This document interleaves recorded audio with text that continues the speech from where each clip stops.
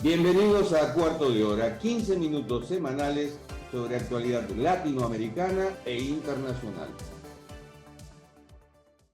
La cancelación del estatus de protección temporal, TPS, para migrantes de Nicaragua, Honduras y otros países, la construcción de un centro de detención para expulsarlos del país, los acuerdos con terceros países para acogerlos, el fin del parole humanitario, las nuevas tarifas para pedir asilo y una aplicación oficial que promueve la autodeportación, entre otras medidas arbitrarias, forman parte de las políticas de exclusión del gobierno de Donald Trump. Al menos 180.000 personas han sido deportadas por la Oficina de Detención y Deportación durante el gobierno de Trump. A este ritmo, la agencia está camino de deportar a más de 400.000 personas en su primer año. Solo en la primera semana de agosto fueron expulsados 1.500 personas por día. ¿Estados Unidos alcanza de este modo una deriva autoritaria? Se lo vamos a preguntar a Maureen Meyer, que es vicepresidenta de programas de la Oficina en Washington para Asuntos Latinoamericanos, WOLA, organización clave para el análisis de la política migratoria y los derechos humanos en Estados Unidos y América Latina. Maureen, ¿cómo ves esta situación? Yo creo que en lo general lo que estamos viendo es justamente muchos intentos para cumplir con una promesa de Trump, que era deportaciones masivas de personas migrantes del país, pero también en un contexto en que en la realidad muchas de las personas migrantes indocumentadas no son criminales, son padres de familia, viven contribuyen a sus comunidades y pues hay un poco de descontento de la cantidad de personas que están siendo separadas de sus familias. Pero también la otra realidad es que el gobierno no es solamente buscando devolver a personas indocumentadas del país, sino también quitar el estatus legal de miles de personas que tenían tanto una visa humanitaria, el parole, o protección temporal, TPS, que también se están perdiendo su estatus, ¿no? Entonces, la primera es casi que estamos viendo un intento del gobierno de quitar el estatus legal de mucha gente, aparte de deportar a otras más. Esto lleva a, inclusive a los mismos americanos que por ahí tengan algún rasgo latino a salir con el pasaporte porque con el ID no basta para demostrar la ciudadanía o la nacionalidad en este caso.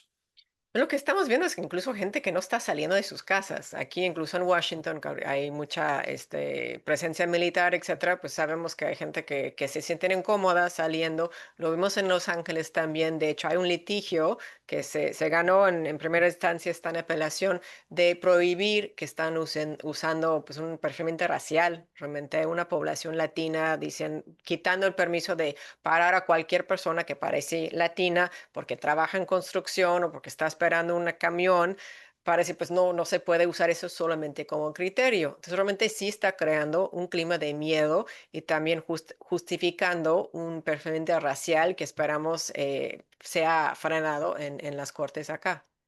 Hay datos que son insoslayables. Por ejemplo, la aplicación para la autodeportación eh, cuesta $1.000 y expulsar a una persona cuesta $17.000. Hasta en eso hay, hay una ecuación económica. Sí, yo creo que mucho de las acciones, incluso todo lo mediático, ¿no? De decir que las personas migrantes son criminales, que abusan de niños, de toda una categoría de adjetivos que usan para describir esa población, es por un lado crear como miedo en comunidades latinas, pero también en la comunidad en lo general, pero muchas acciones en las calles, de romper vidrios de las personas en sus carros, etcétera, creo que también está diseñado para justamente crear un clima tanto de miedo que sí la gente decide que quieren autodeportarse, ¿no? Y es creo que parte del propósito del gobierno es tratar de animar a más gente que pueda a que ya no es agradable vivir en Estados Unidos, no los quieren aquí y lo mejor es aceptar la oferta del gobierno que te regresa a tu país, te dan $1,000 y ya con eso quizás en un futuro posible podrías regresar a Estados Unidos. ¿Y qué pasa con aquellos que provienen de países en los cuales corren peligro? Caso Nicaragua, caso Venezuela, caso Cuba. Eso es, yo creo que una parte muy frustrante y cruel de las políticas actuales. Por un lado, está cerrado el acceso al asilo en la frontera. Mucha gente con casos activos están viendo que la respuesta del gobierno es querer cerrar sus casos, o sea, negarles la posibilidad de seguir con asilo de cualquier país, ¿no? Gente que estaba, por lo menos con el miedo de ellos de poder regresar a sus países de origen. Y luego tienes claramente estos intentos de cancelar el paro humanitario para personas en Nicaragua y Haití, Venezuela y Cuba, y TPS para cubanos, etcétera, también nicaragüenses, que realmente como que no cuadra bien que tienes un secretario de Estado como Marco Rubio diciendo que los gobiernos de Cuba, Haití y Venezuela son enemigos de la humanidad, pero que está bien de regresar gente a esos países, ¿no? Yo creo que también hay mucha falta de coherencia en las políticas y lo que queda claro es que para nivel federal, a nivel final, la prioridad es deportaciones, no los derechos humanos y no la protección de las personas que ya están en el país. La contradicción, Marco Rubio, que justamente le debe a Estados Unidos haber, con su familia, haber salido de Cuba. Pues sí, él nació, pues, creo que nació acá, pero salió, o sea, al final él y la comunidad cubana en Miami, mucha gente ha beneficiado de políticas Ujú, ujú. favorables a la migración cubana, que ya también están viendo que todo lo que creían de poder llevar a sus familiares fuera de la isla en los últimos años y ahorita les están enfrentando que quizás los devuelven a la isla, ¿no? ¿Y qué pasa con los empleadores, con aquellos que contratan justamente inmigrantes, no solo para tareas agrícolas, como se suele decir, sino para justamente para llevar adelante sus negocios? Yo creo que es la gran pregunta, es el impacto económico que está teniendo todas las políticas antimigratorias de Estados Unidos. Lo que se vio durante la pandemia y después es justamente Estados Unidos se pudo recuperarse la economía por la cantidad de personas migrantes que llegaron al país, porque hay que recordar que contribuyen a la economía, pagan impuestos, crean empleos. Hay mucha gente inmigrante de larga data, incluso gente comentada que tienen empresas aquí, contratan a gente. Entonces, si por un lado estás quitando su estatus de poder trabajar, pues deja muchas empresas sin empleados. El sector de salud, del cuidado, también es donde hay mucho impacto de que ya no tienen tantos trabajadores, pero también en sectores, como se dijo, la agrícola, la lechera, construcción, que de repente pues no llegan los trabajadores, impacta la posibilidad de cosechar, de construir, pero también impacta la posibilidad de emplear a personas de Estados Unidos, incluso, ¿no? Entonces, yo creo que estamos en una situación en que se está en las pérdida de ingresos, de economía, pero también pérdida de trabajos, no solamente para personas indocumentadas, sino personas en Estados Unidos también. Hay un dato que es realmente aterrador, que es la separación de familias, que viene de gobiernos anteriores, en realidad, pero se ha profundizado ahora. Pues se ha profundizado en el sentido de la posibilidad de que muchas personas indocumentadas de larga data, otra vez gente que tienen 2, 3 décadas acá, pues tienen hijos que son ciudadanos de Estados Unidos. Entonces sí están frente a esta situación, pues una decisión agarradora, ¿no?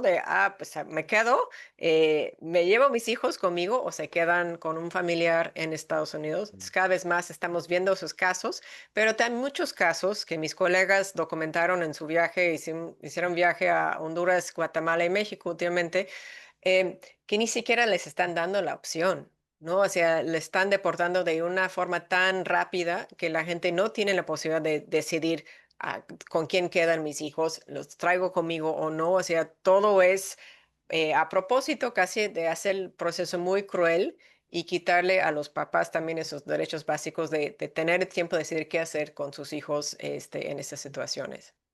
Más allá del rédito electoral, ¿cuál es el fin de todo esto? Pues yo creo que justamente es para una parte de la población de Estados Unidos, pero también asesores del gobierno de Trump y quizás él mismo, que realmente no quiere un país de tantos migrantes, que cree que que los migrantes se ha sobrepasado el nivel de aceptable en el país, quiere un país, hay que decirlo, más blanco. Creo que es importante resaltar que el nivel de quienes quieren recibir ese gobierno de personas refugiadas. Están hablando de quizás ampliar el número de 40,000 refugiadas al año, pero 30,000 de personas blancas africanas de Sudáfrica, ¿no? Entonces también es crear también ese parte de un país más blanco, que es algo que Trump ha comentado por mucho tiempo, ¿no? Que no quería migrantes de países de cierta categoría, ¿no? Yo creo que es parte del fin, o sea, bajar la migración con la idea de crear otro país que realmente no existe y olvidar de la historia de Estados Unidos, que es una historia de personas migrantes de todos los países del mundo.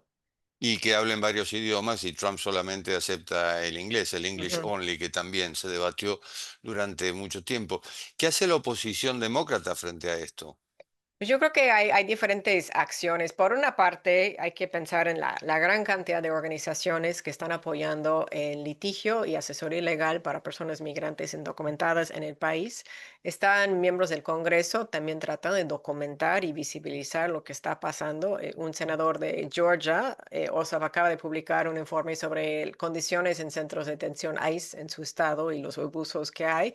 Y tienes más de 20 estados que son gobernados por personas demócratas y fiscales generales de los estados demócratas que están también litigando parte de las políticas de Trump en caso de, por ejemplo, del derecho de ciudadanía a cualquier persona que nació en Estados Unidos. Están en ese litigio.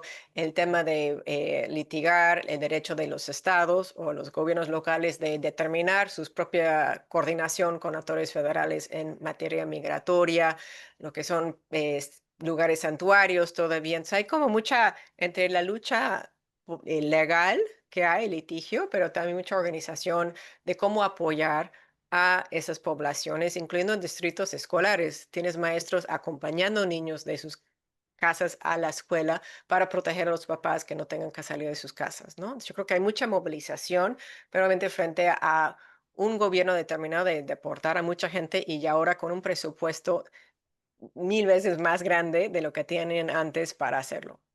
Y con las facultades justamente para desplegar a las fuerzas federales y a la Guardia Nacional. Ahora, hay acuerdos con terceros países. Leí hace poco el caso de un salvadoreño que iba a ser enviado a Uganda. ¿Qué puede hacer un salvadoreño en Uganda? Es decir, es contradictorio, es inexplicable. Y pues que ya pasaron mandaron 5 a personas a Eswatini, un país chiquito en África también. Entonces yo creo que el caso del salvadoreño es Quilma Abrego, que es uno que Estados Unidos mandó por error a Salvador, al Secot, y lo obligaron a regresar a Estados Unidos y lo quieren castigar por luchar para sus propios derechos, ¿no? Pero ciertamente Estados Unidos buscó un acuerdo con Uganda, otro acuerdo con Paraguay y están buscando ampliarlo a otros países de recibir a personas que pues, querían solicitar asilo en Estados Unidos, pero de repente se encuentran en otro país o en el caso de Uganda, recibir a personas que no puede Estados Unidos devolver a sus países de origen, pues que mejor entonces van a Uganda y pues con mucha presión, ¿no? Países han tratado de poner condiciones. Uganda ha comentado que no quieren personas con récord criminal y de preferencia solamente de África. ¿No? Honduras, que Claro. también está aceptando recibir ciertas personas solamente de América Latina, ¿no? Pero yo creo que Ujú. hay que resaltar, están haciendo esos acuerdos bajo mucha presión de Estados Unidos, incluyendo el tema de la amenaza de más aranceles, por ejemplo, ¿no? Entonces yo creo que les dejan poco forma de protestar o por lo menos lo que estamos viendo es que ponen condiciones a lo que están aceptando. Bueno, el caso más emblemático es el de El Salvador, hablabas del SECOT justamente. Sí, en ese caso yo creo que también hay que resaltar que son dos gobiernos afines, ¿no? O sea, gobiernos antidemocráticos, que están usando políticas, en el caso de Bukele en El Salvador, de encarcelamiento masivo para controlar temas de seguridad, que pues, yo creo que a largo plazo tiene mucho detrimento a la democracia y los derechos humanos ahí. Y en ese caso que Estados Unidos les estaba pagando supuestamente 6 millones de dólares para alojar a estas personas, migrantes, muchos de los cuales realmente estaban solicitando asilo en los Estados Unidos.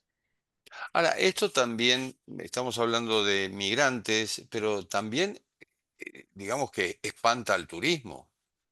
Pues yo creo que Estados Unidos está poniendo muchas condiciones a las personas que quieren solicitar visas para Estados Unidos. Ya se anunció la semana pasada que son 55 millones de visas de diferentes categorías de turista, de estudiantes, etcétera, y todos estos los van a revisar. Y van a revisar sus Ujú.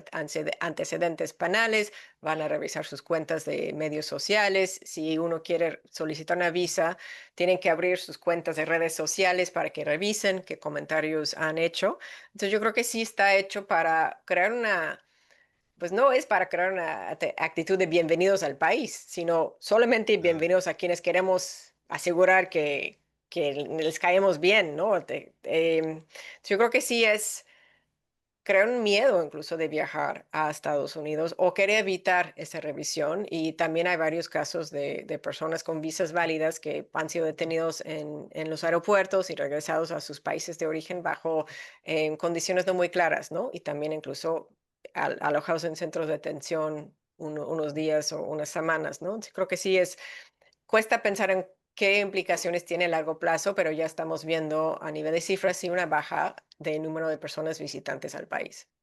Te preguntaba por la oposición demócrata en términos políticos, pero también está la justicia. Y, por ejemplo, Alligator Alcatraz, esa cárcel que se construyó en los Everglades y finalmente será desmontada por orden judicial, bueno, es una prueba de lo que se puede llegar a hacer.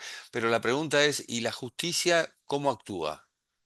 Yo creo que hay una cantidad casi, yo creo que me perdí la cuenta de cuántos casos de litigio hay entre el tema de nacimiento de tener derecho a ciudadanía por nacionalidad, el litigio de esos centros de detención, como el caso de Florida, de Alligator Alcatraz, que ya son tres casos legales que tienen contra ese centro de detención.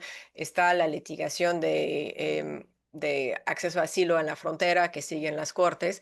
Yo creo que al final mucho se va a decidir en la Suprema Corte de Estados Unidos y ahí la gran pregunta es qué tanto van a seguir dando paso a las políticas de Trump, que es lo que hemos visto en lo general hasta el momento, o qué tanto también van a asegurar que ejercen el Estado de Derecho y lo que dice la Constitución en cosas tan claras como la nacionalidad por nacimiento en el país, ¿no? Pero yo creo que queda claro que hay muchos casos que se está perdiendo el gobierno en lo local de litigios, pero hay que ver qué tantos apelan y apelan y qué es la decisión final, a lo mejor en muchos casos de la Corte Suprema de Estados Unidos.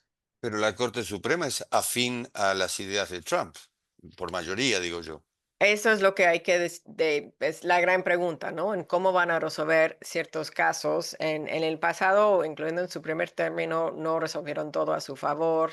Han algunos retrocesos en este periodo, pero en lo general sí están resolviendo a su favor. Entonces yo creo que hay que verse hasta qué punto en temas migratorios generalmente son más permisivos al poder ejecutivo y yo creo que en eso también resalta la debilidad de mucho de lo que hemos visto en Estados Unidos en la última década, que son muchas políticas que han sido por orden ejecutivo, que pueden ser fácilmente revertidos y no reformas migratorias, o sea, cambiando leyes que daría más base legal y social a la gente con diferentes estatus en Estados Unidos.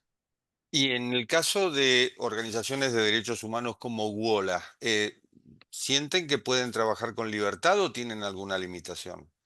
Por el momento estamos publicando, como hemos publicado, nosotros como Organización de Derechos Humanos hemos criticado a todos los gobiernos de Estados Unidos en diferentes políticas que consideramos violatorios a los derechos humanos, sobre todo en tema de migración o su cooperación en la región, que siempre proponiendo políticas más a favor de los derechos humanos.